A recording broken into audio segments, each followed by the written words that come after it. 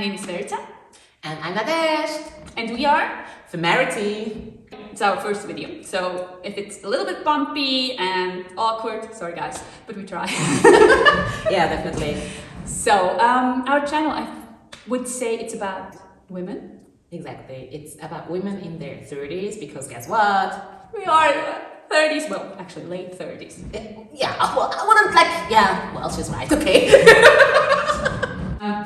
Joke aside, it's a channel about everything women encounter and stuff that affects us in our daily life and in society. Exactly, sharing and actually, just to actually show that you're not alone. You're not alone with your topics, with your subjects, with things that you're encounter day by day or like in a longer term or short term, whatever. Yeah, we're like, sometimes we think, oh, is this only happening to me? Am I the only one with some thoughts, with some things that happen in lives? And actually this is really just a platform that we want to provide to say, no, you're not alone with this topic or with this and this issue or whatever. It can be positive things, negative things, whatever. Life is both.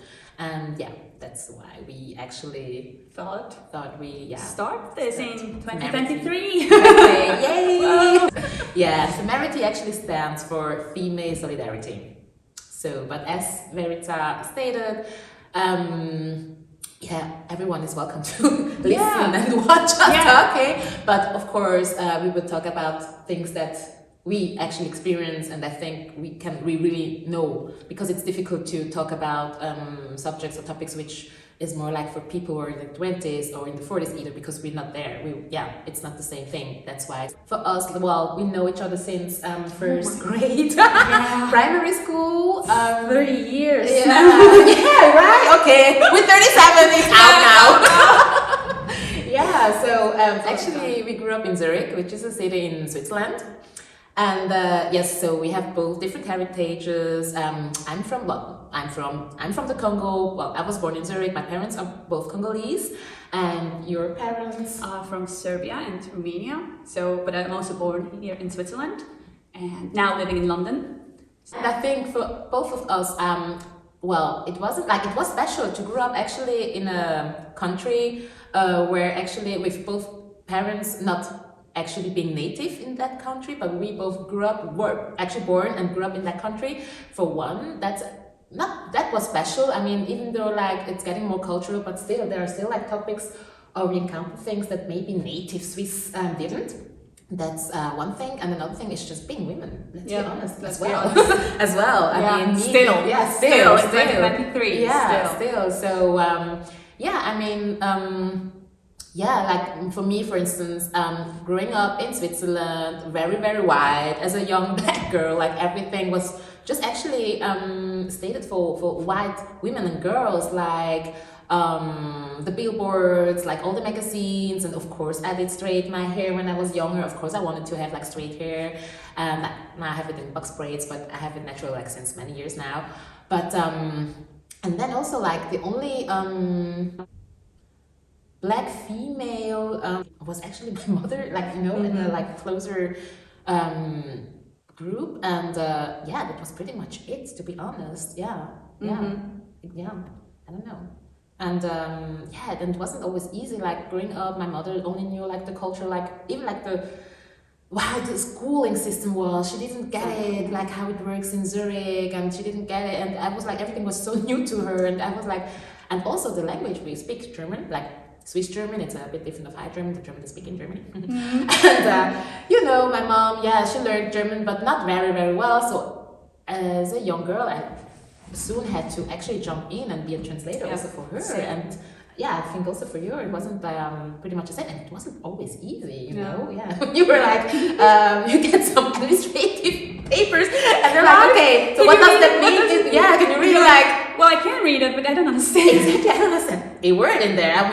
It was interesting, in many ways interesting, And like you said, they came from other countries, other cultures, and being here, how everything works.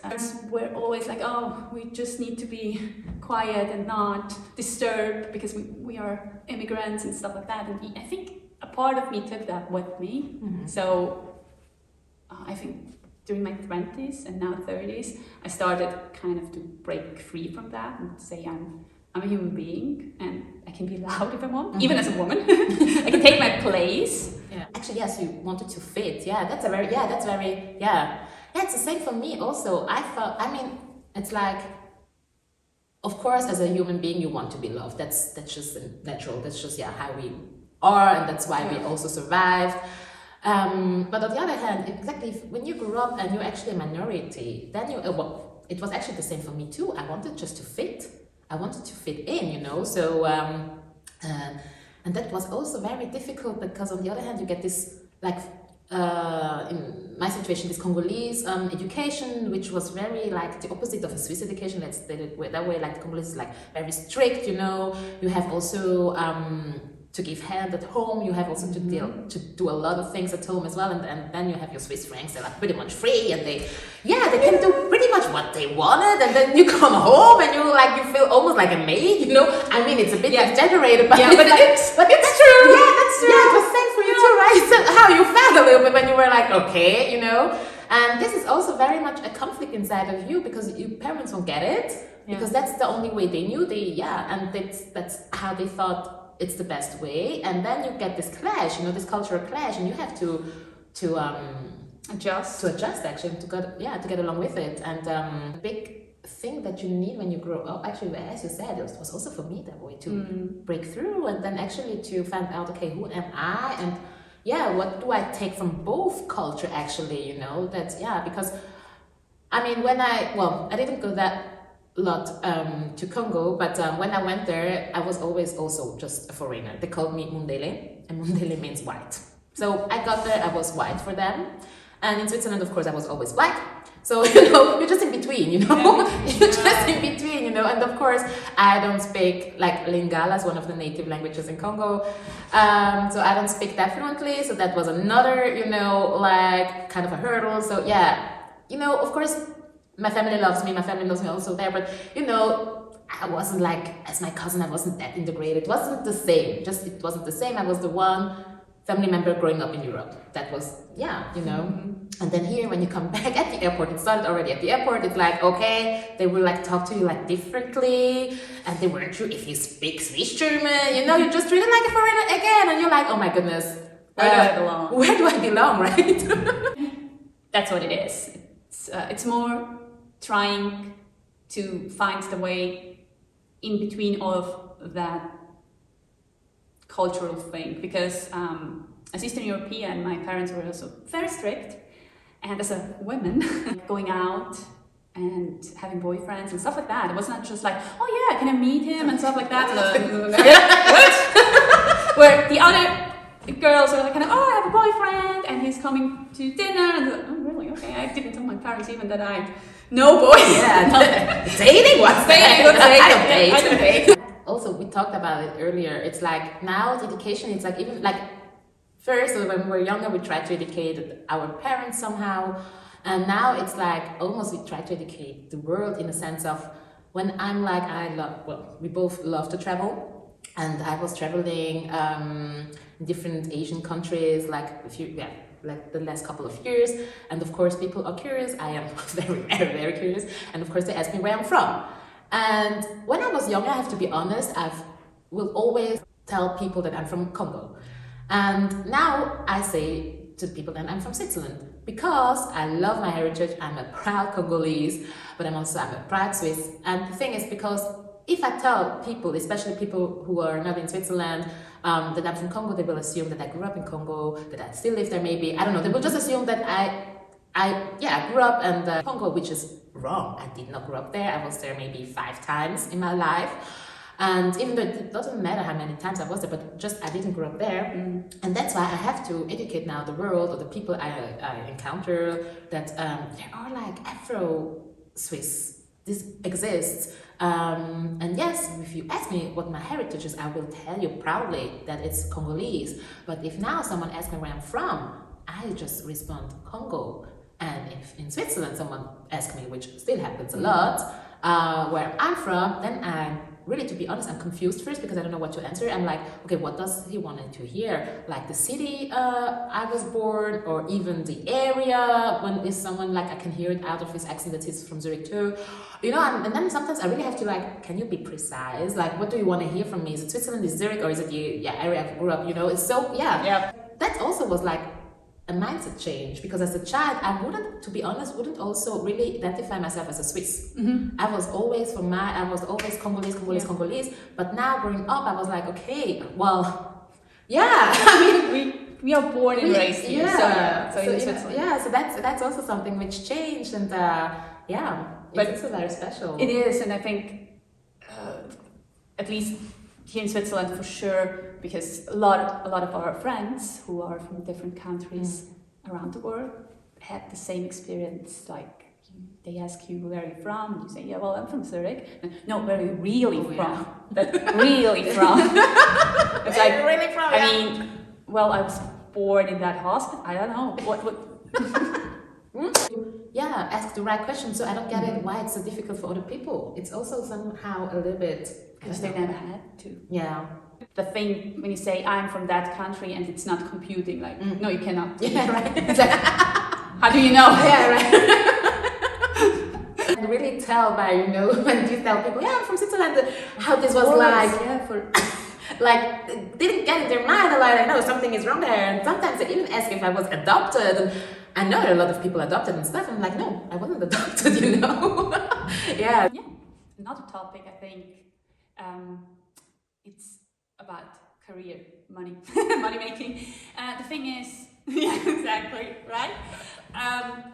Everyone who knows or has immigrant parents, they know they try to get a better future for their children, you know, like safer, better, and having more opportunities. Like kind of the safety thinking, like you have a job, you do everything to keep that job, you shut your mouth, you're retired, you make your money, and you should be glad that you have that money. Don't ask for too much, and just be glad that you have the chance that they gave you, you know, this opportunity to work. Now we decided both to kind of just break the chain. If you can say. Just leave the safe job behind, the safe paycheck, the monthly paycheck, like kind of no, it's not what I want. It's not. So for me it was moving to London and pursuing acting. So also for me, I studied business communications. So it was something between marketing, communications, like PR and journalism. And I also had this very good job. Like my latest job was at a publishing company, like a huge publishing company in Switzerland. And I had like a very good job title, a very good pay. But to be honest, I think that I had something, and I Google it exists, bored out. So I was bored out or something like this. Boredom? No, I was bored out. Yeah, it's called bored out. It's like a burnout, but it's like the symptoms of, I think, pretty much the same, but it's like, I think if you have a burnout, it's like when you're stressed out, when you have too much on your plate and so, and I didn't have too much on my plate. The contrary, I was just bored. And I'm someone who gets bored really easily. So yes, of course, I could have looked for another job, which I did like the last 10 years. And to be honest, after 3, maybe 6 months, I'm already bored. Because like, okay, first you have the new challenge, oh wow, it's exciting. And then once you get the thrill out, you're like, that's how I am. I was like, okay, is that it, you know? And I was really I don't know, it's not everyone's fault. I mean, you're like the most of your own luck or whatever. But I don't know, I think, well, here in Switzerland, actually, after 3 years of secondary school, it's kind of a high school or something like this, you actually can do an apprenticeship. You don't have to like do like, I don't know, high school for 6 years or whatever. And then when I started my apprenticeship, I think the first week I was already, I have to be my own boss. I can do this, really, I can do this. Like the first week already I knew, wow, this is not gonna make me happy. This is like, what is this? But then, you know, I finished my apprenticeship. It took me 3 years. Well, it takes 3 years. I finished it when I had to. And then I had my first job. And of course, I mean, I was like, what, 18 years old. I was still living at my parents and I had this like big salary. Of course you get trapped. Of course you get in this comfort zone and you're like, what? This is like funny, right? But then years passed and I had several jobs but still I wasn't really happy. So I changed jobs a lot, but still never really found this happiness. And then I started food truck business aside. And yes, it was last year, I just was like, you know what? I really tried this corporate thing. I tried for many years. I tried many different things. I worked in many different sectors, but still I was never really happy and satisfied. And I was like, you know what, I'll just start my food truck business as a full-time job. And that's what I did. I don't know, for my mother, it was always like working in an office. Yeah. It's like kind of The holy grail. The holy grail. And then you think, well, Mom, I'm quitting my job. And for me, it was like the arts, you know, being an actress. And it's like, and how you can make money. I get paid for jobs and stuff like that, you know. You're gonna end up homeless. I tell you that now. In their minds, it's like, why are you doing this? Yeah. Are you crazy? You don't have to. You don't have to. You don't have to. Why you want to struggle? Yeah, right. So it's weird because I do understand where they are coming from. Yes. But yeah, I think our generation, the whole generation is kind of searching for. Exactly. That's also what I feel. Is that it? Yeah. There must be more, and I want to be just content with what I do and happy, and even if I make less money, because I can be my own boss, I can do my own hours and stuff like that. Of course, you actually end up working more, but you're happy, at least for me, and I think you too. You're happier that way, because I always felt out of place in every office job, because I mean, I have tattoos and I always change my hair color in the craziest colors. I had. I think the corporate world is very conservative. It is. And I always felt, okay, but it's just me. Is that not allowed? Should I be just like someone grey and... Actually, there we go again with this to fit in, to adjust. I mean, like from childhood on, you know, it's just actually... When you're at school, they tell you this is the path, right? This is the right path, exactly. So you have to do, your primary school, your high school, we call it secondary school, then your apprenticeship, then your studies, whatever. So this is the right way, and then you have, then you get this, the only way, then you get this good job, whatever. But this is just like, you have to do this. And it's the society expectation. Exactly. And especially for us women, because in our generation, a lot of our friends even are not married. Yeah. Or don't have kids. Yeah. I don't have kids. I don't have kids either. I don't say please. Just to state it here. So English isn't my native language. So so sometimes I will say some things which won't be correct. So please apologize right now for that. Already, I apologize for that already here. And I don't know if you say either or either. So yeah. I just wanted to state it here. Maybe I will. For sure, not maybe. For sure, I will say many things which won't be totally correct, but I think you will get it. And if not, ask us in the comments. What did you mean at that timestamp?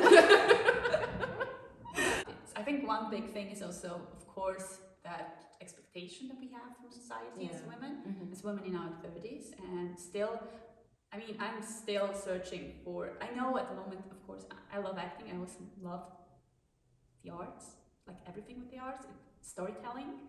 I don't own a home. Still rent. Yet, you're right. And especially in London, I mean, I'm in a house share again at this age, and stuff like that, especially in Switzerland, it's kind of frowned upon, because it's like, you should have your life, like, cut it out and know where you are, where you stand, and have your family and 2.5 kids. Even like, for me, I live with my boyfriend, I said boyfriend, in a for Zurich, it's actually a really small apartment for 2 people. Like, I know that some friends were actually gossiping like, what, they're moving together in this small apartment which should only be for one person. Well, I know for London it's actually normal, but she knows also that for Switzerland it's really small. And yes, so, but we live there and we're happy there. Yeah, it could be bigger, but it could always be bigger, it right? could always be bigger, right? But to be honest, we're happy there and it works. It works, really, it works. And yeah, but it's not common. It's just not common. It's just, yeah, it's just, I know that it was weird for some friends of mine. And yeah, but it's just the way it is. I have friends, they are doctors. So we had dinner together, and driving home, I talked to another friend, and she is a photographer, so also has her own business, her own car, and Is the friend we in her studio now? yeah, Yeah, it's her studio. It's Yeah, her it's studio. her studio, you know.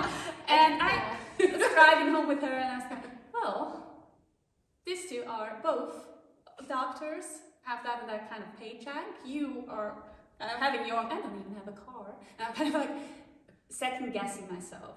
Why am I not there? And you know, because you always start to think, oh, I'm at that age, but I'm not there, and should I be there? And it's totally. not. It's with career, it's with family, it's with your money, owning stuff like that, and always questioning myself. And I'm trying for 2023 actually to, even with this video podcast, to kind of therapy. There's a speaking about it, and seeing, and that's what we meant with "you're not alone." I'm certain there are other women out there who feel the same things like me.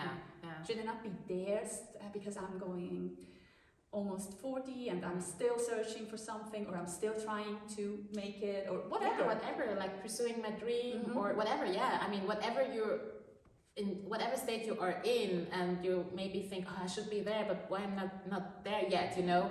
Yeah, so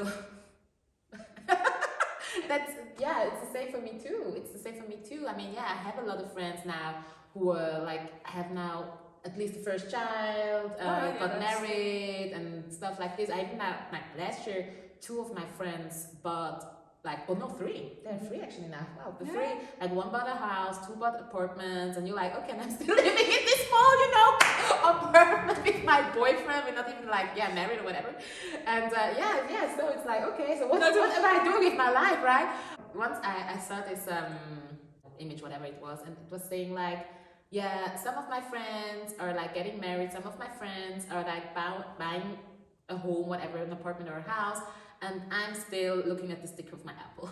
And I was like, that's me. That's me. And I told this to my boyfriend, and he was kind of a little bit sad, but I was like, oh, come on. I mean, it's funny, isn't it? But it's also a little bit true. I mean, I was like, and I was like, thank you. That's the thing.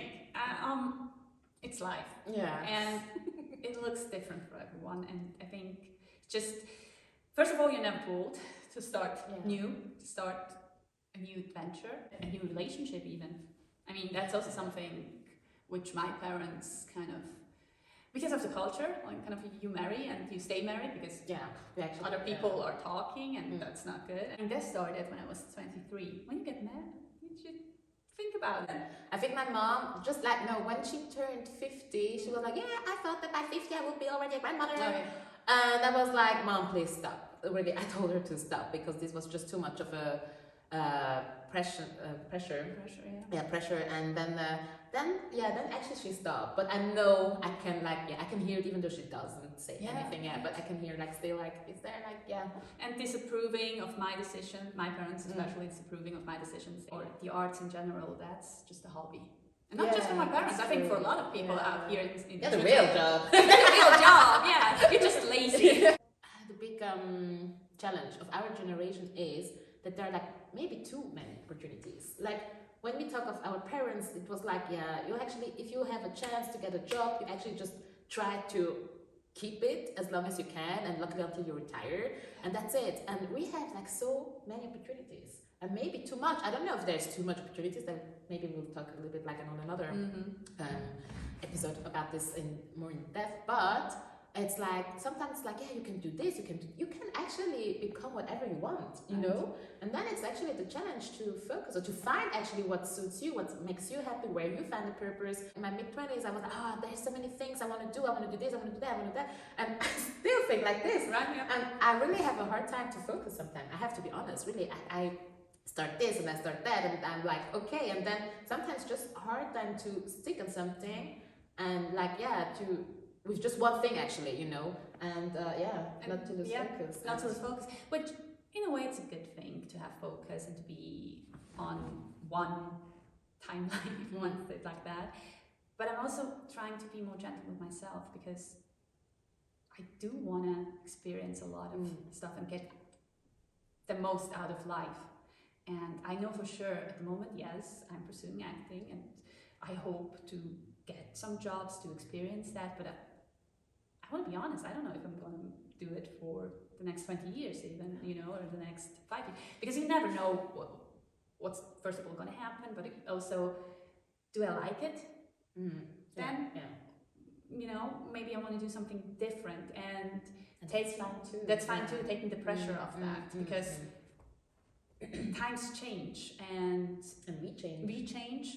Growing up, we change. The interest changes. And the environment changes, and every generation brings something to the table, and you progress. And that's a really good thing, because now we can be single women who have a job, which Switzerland actually wasn't the case even in the 60s. Let's be honest. You had to be married, and if you want to have a job, you had to ask your husband for permission.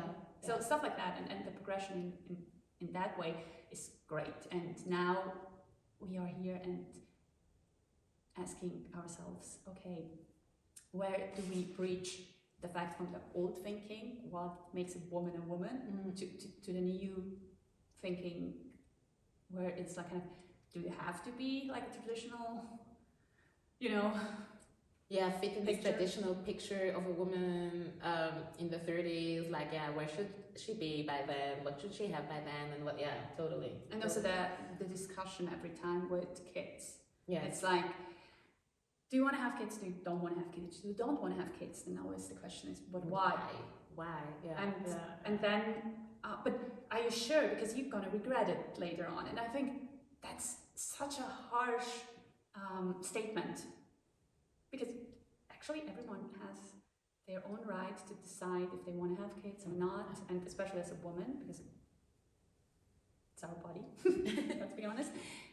So you have that discussion, but also for me, I'm saying, if the opportunity, with the opportunity more, I'm single at the moment, and if I find someone and we both agree on that, and the time is right, and I don't know, and everything else on the stars. No, but I do think about kids, but when I talk to other people and they kind of ask me how old I am, and say, I'm 37, and then it's, so you don't want to have kids, right?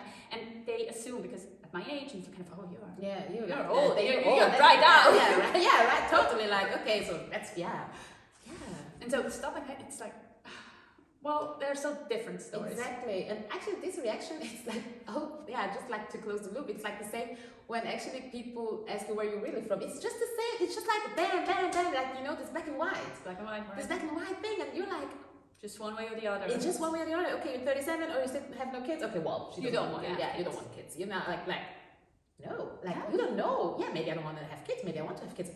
You know, like, it's just like, there's no, like, in between in this, actually in society's general mindset. Let's say it that way. I mean, and then mostly when we talk about society, it's mostly society in our age bracket and older. Because the younger people, they have their own shit going on. They have to bring their own shit going on. And I don't get this shit. And I don't want to, I have to, And that's fine. They're gonna fight for their own themes and stuff, and that's good. But for us, it's mostly, our age bracket and older people who are, second guessing our decisions and always assume something. Exactly. So you are single for multiple years, something's wrong with you, and kind of, no, I just want only to be in a relationship if it's really something I do want, if I find that person, and not just to be in a relationship, to just not be alone. Exactly. For me, Yeah. and I'm not shading anyone who thinks differently, who says, "Oh no, I don't want to be alone, and I rather be with someone than alone." That's also fine. That's the whole thing. Every decision is okay. Exactly. That it should be okay. It should be okay. It should be accepted. It should be just like normal. So like, oh, okay, for you it's that way, and for me it's that way, and that both or everything is fine. You know, it's just it's not like it's kind of there's a right.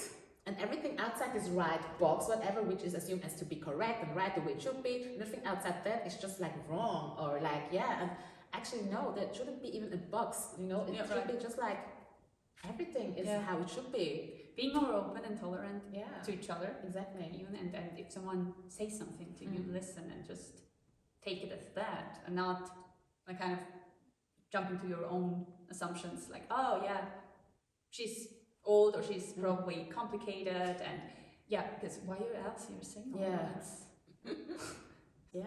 No, I have also to say like I love my boyfriend, he knows it, but oh, there's a but. I said what? No, I just wanted to say that I also very much enjoyed my time being single. I love that time, like especially I was coming from a long-term relationship. Like I was together with my ex-boyfriend, I don't know, maybe 10 years or so, I don't remember, a really long time. So I was like free, you know, I was like freedom, and I was like and I pretty much enjoyed it. To be I love my boyfriend, everything, but it also fits with him because I'm like I need some time alone, and when I say alone, it's really alone, even not with him. And he's also that kind of, he also needs that. So sometimes we totally respect each other, like that's loneliness. And if he's honest, like I mean, he's like now at home being by himself, and I know he's enjoying it like to the fullest. And and sometimes I'm also like, when I know he's like going somewhere, I'm like, oh, I have the apartment for myself. I'm like, yes, you know. And even when I was single, I was like, I was really enjoying myself, and I needed that also. I was like, and I know there are, and as you said, there is no right or wrong. I have friends that will recognize themselves if they listen. They cannot be by themselves. They jump from one relationship to another, and that's also okay. I couldn't. Of course. I really couldn't, but as we said, there's no right and wrong, right? No. So they cannot be alone. If they're really alone, then and they do everything together. Which also that they don't get it. It's sweet. It's not me. Exactly. And also, but then also you have the other part where I have friends. They are in a long-term relationship and they are happy. But they live together, but they also have separate rooms because sometimes. But I think. But they are happy. And guess what? You can still have intimacy. And to be honest, I think this is also a very good thing to do for the relationship. I mean, obviously we don't have the space yet, but we also talked about it. Like someday, if we have this big house I'm dreaming of, why not? Really? I mean, what we actually want to say with that is every decision and every lifestyle should be okay and should be just like recognize that, and I think it's always interesting to hear different stories. I'm so looking forward to all the stories we're gonna hear or topics we're gonna raise by ourselves. I don't know if we're always gonna have guests, but we're gonna try. We're gonna try always to have someone on the podcast who talks about also their experience in the topics or the topic at that special episode. But for sure. So I think this is we wanted to just introduce ourselves and let you know what you can expect of this channel podcast and as everything, it's just going to be like a growing process, and please be gentle with us. Because at the moment we are filming from an iPhone, and you're probably seeing the light is going. Do you still see me, or do you only see my teeth? No, I'm joking. I can do this joke. No, But it was a problem, with cameras that they didn't. Right. You see, so we're trying our best, and I think it's a learning curve and process, and hopefully we're gonna get better or worse or just being entertained. Exactly. So you're gonna laugh at us. So it's also good. Please laugh. That's so important. That's important, right? That's so important. To have fun in your life, and we try to do our part in this, just like And I love it already, I can tell. I was nervous at the beginning. It's like, oh no, the Yeah, camera. Do you start, you start. Yeah, she was in the beginning. That was funny. Oh god, I'm hot. Yeah, I was getting hot and I was like, yeah. But I think we did a pretty good job. Yeah, For I our think that too. very first episode. Yes. So yeah, that's us. Yeah. And we see you and Yeah. hear from you. Yeah, so Rary, yeah, please leave a comment Yeah. and follow, Subscribe. Yeah, I don't know, they're always like, Somewhere there. And actually, now I understand where to yeah, go but with the but video. then it doesn't work anymore. Like I mean, Yeah. before they were really like using like showing like older Yeah. episodes, but it's not showing up anymore. And they're like always like this pointing to the corner, but I'm like, no, girl, No, it's not. it's not. So But- you see the subscribe Yeah, button. just subscribe. Follow us on Instagram, Ephemerity, it's the same name like on the YouTube channel. And if you like listen to the podcast, so then yeah, just subscribe. Yeah, you can get us at normal like Spotify, Apple Podcasts, and everywhere you get your podcast. Yeah. Right? So So yeah. thank you. Thank you for listening. Bye. Bye bye.